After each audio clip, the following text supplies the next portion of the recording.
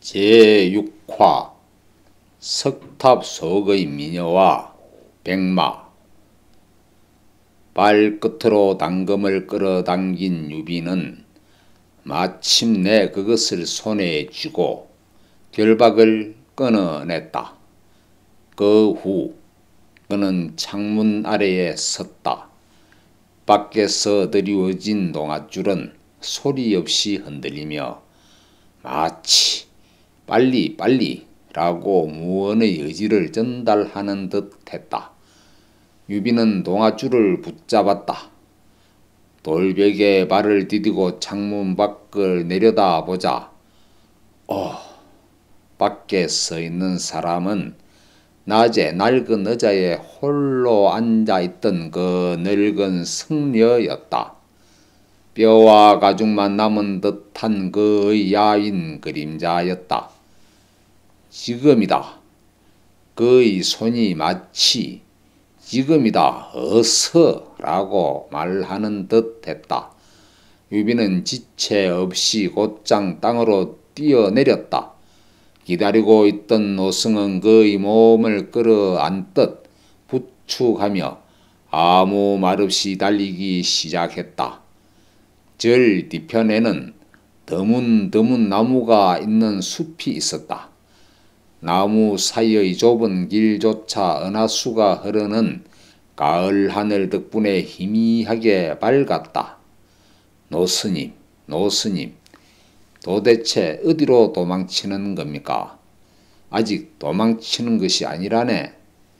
그럼 뭘 하려는 겁니까? 저 탑까지 가세나. 달리면서 노승은 손가락으로 가리켰다. 과연 숲속 깊은 곳에 나무들이 꼭대기보다 더 높이 솟아있는 오래된 탑이 보였다. 노승은 서둘러 옛 탑의 문을 열고 안으로 숨었다. 그렇게 급히 들어갔음에도 그는 좀처럼 나오지 않았다. 어찌된 일이지? 유비는 애를 태우며 황건적 졸개들이 쫓아오지 않을까 사방을 둘러보았다. 이었고 젊은이 젊은이 나저나 힘 있는 목소리로 부르며 탑 안에서 노승이 무언가를 끌면서 나왔다. 유비는 눈을 크게 떴다. 노승이 끌고 나온 것은 말의 꽃비였다. 은색 털의 아름다운 백마가 끌려 나온 것이다. 백마의 털 상태는 훌륭했으며 등에 얹힌 안장이 화려하다는 것은 말할 것도 없었다. 더욱 놀라운 것은 그 말을 따라 뒤에서 우아한 걸음걸이로 마치 세상의 작은 바람도 두려워하는 듯 청조하게 모습을 드러낸 미인이 있었다. 아름다운 눈썹, 귀 밑의 흰 살결, 그리고 눈에 머금은 비애, 아미를 살짝 숙인 미인의 모습은 예상치 못한 상황이었고 별빛에 비친 그녀의 아름다움은 이 세상 사람이 아닌 듯 했다.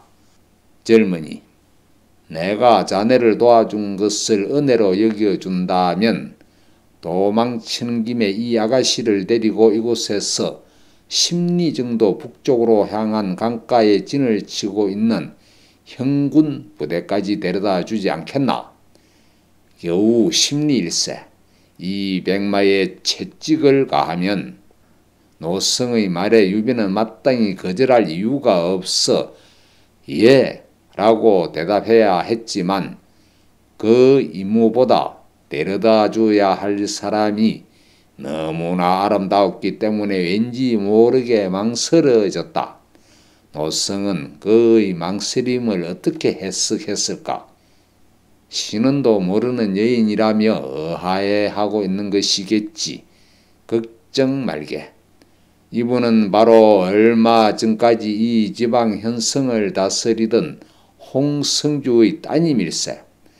황건적의 난입으로 현성은 불타고 성주는 살해당했으며 가신들은 사방으로 흩어졌지만 그 난군 속에서 길을 잃고 헤매던 아가씨를 사실은 내가 이 탑에 몰래 숨겨두었는데, 노승이 말을 이어가던 중 문득 오래된 탑의 꼭대기를 올려다 보았을 때 숲을 가로지르는 가을바람 외에 갑자기 사람들의 말소리와 말울음소리가 들리기 시작했다. 유비가 주위를 살피자 노승이 그의 소매를 잡으며 아니, 움직이지 않는 것이 좋소. 당분간은 오히려 여기에 가만히 있는 편이 하고 그 위급한 상황 속에서도 계속 이야기를 이어나갔다. 그는 미인을 가리키며 현 성주의 외동딸로 이름은 무용이고 성은 홍이라고 했다. 또한 오늘 밤 근처 강가에 와서 수경하고 있는 형구는 분명 먼저 사방으로 흩어졌던 성주의 가신들이 남은 병사들을 모아 한근적에게 복수를 꾀하고 있는 것이라고 했다. 그러니 백마의 등에 두 사람이 타고 샛길로 단숨에 도망치기를 간절히 비는 것처럼 말했다. 알겠습니다. 유비는 용기를 보이며 대답했다. 하지만 화상스님, 스님은 어떻게 하시겠습니까? 나 말이요. 그렇습니다. 저희를 도망치게 한 것을 황건적이 알면 화상께서는 무사하지 못할 텐데요. 걱정할 것 없소. 살아있다 한들 앞으로 몇 년을 더 살 수 있겠소. 하물며 심여일은 풀뿌리나 벌레 따위를 먹고 이슬처럼 미약한 목숨을 이어가는 덧없는 몸이었소. 그것도 홍성주의 따님을 도와주고 싶다는 일념 하나로 살아왔는데 이제는 그 일도 부탁할 만한 사람에게 맡겼고 당신 같은 사람을 이 세상에서 만났으니 이제 아무런 미련도 없소. 노승은 그렇게 말을 마치더니 바람같이 탑 속으로 그림자를 감추었다. 아이쿠! 무용은 노승을 그리워하며 뒤따라갔지만 곧바로 탑 입구의 문은 안에서 닫혀 있었다. 화상스님! 화상스님!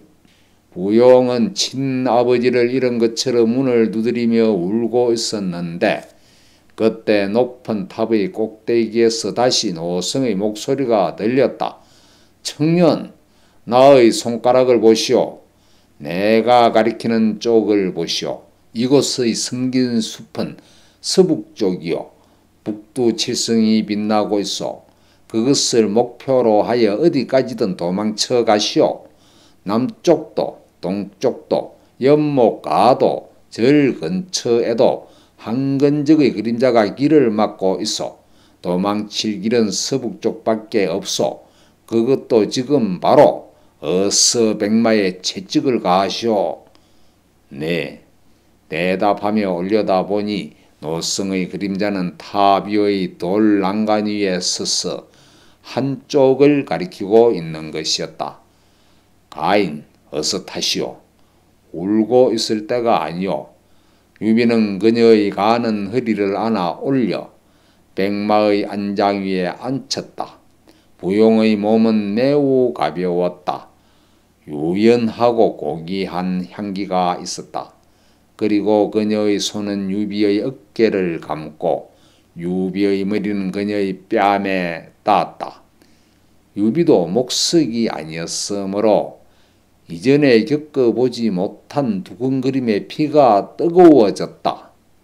그러나 그것은 땅바닥에서 안장 위까지 그녀의 몸을 옮기는 아주 짧은 순간에 불과했다. 실례합니다. 유비도 올라타 하나의 안장에 함께 걸터 앉았다. 그리고 한 손으로는 그녀를 지탱하고 다른 한 손으로는 백마의 꽃비를 잡고 노승이 가리킨 방향으로 말머리를 돌렸다. 탑 위의 노승은 그것을 내려다보더니 자신의 할 일이 끝났다고 생각했는지 갑자기 환희의 목소리를 지르며 보라, 보라, 어두운 밤이 가고 새벽이 온다. 백마가 말굽을 놓아 날듯이 달리니 천하의 근심이 사라지리라. 이로부터 몇 년을 넘기지 않을 것이오. 청년이여, 어서 가시오.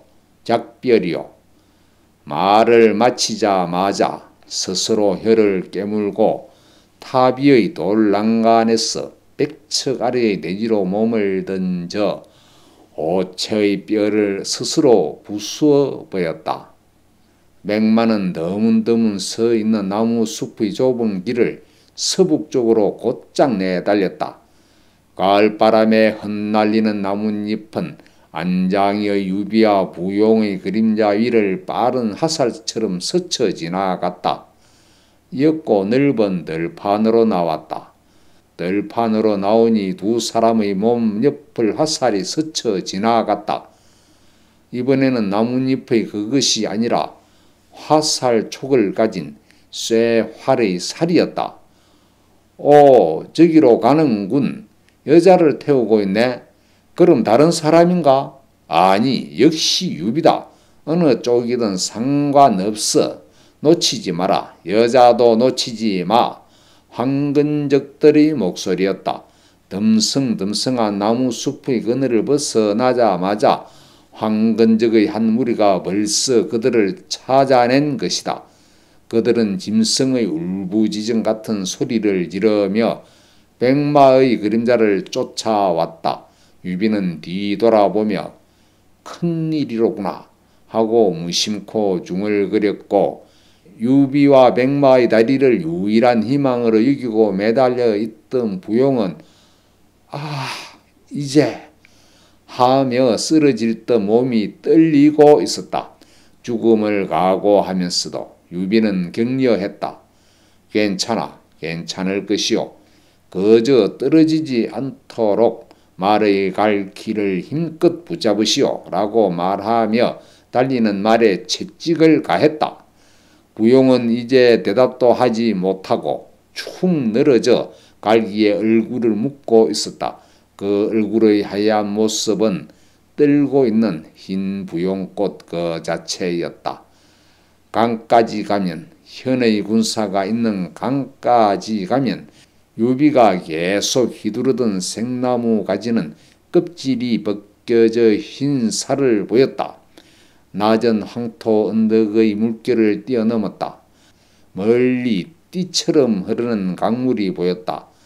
됐다 하고 유비는 용기를 되찾았으나 강가에 도착해도 그곳에는 아무런 그림자도 없었다. 초저녁에 주둔하고 있었다던 현의 군사는 이미 수색 임무를 마치고 재정비를 위해 진영을 거두고 다음 주둔지로 떠난 듯했다. 멈춰라! 당나귀를 탄 정예하고 굳센 그림자가 그때 이미 5-6기씩 그의 앞을 가로막아 왔다. 보졸들은 뒤로 처지고 기마병들 7-8기는 순식간에 따라붙어 멈춰 쏜다 라고 소리를 쳤다. 쇠활의 실을 떠난 화살 한 발이 백마의 옆구리에 박혔다. 백마는 앞발을 들고 벌떡 일어서서 크게 한번 울더니 쿵 하고 옆으로 쓰러졌다. 부용의 몸을 아는 유비의 몸도 함께 땅바닥에 내팽겨쳐졌다. 부용은 그 상태로 꼼짝도 하지 않았지만 유비는 벌떡 일어나 무엇이냐! 라고 외쳤다.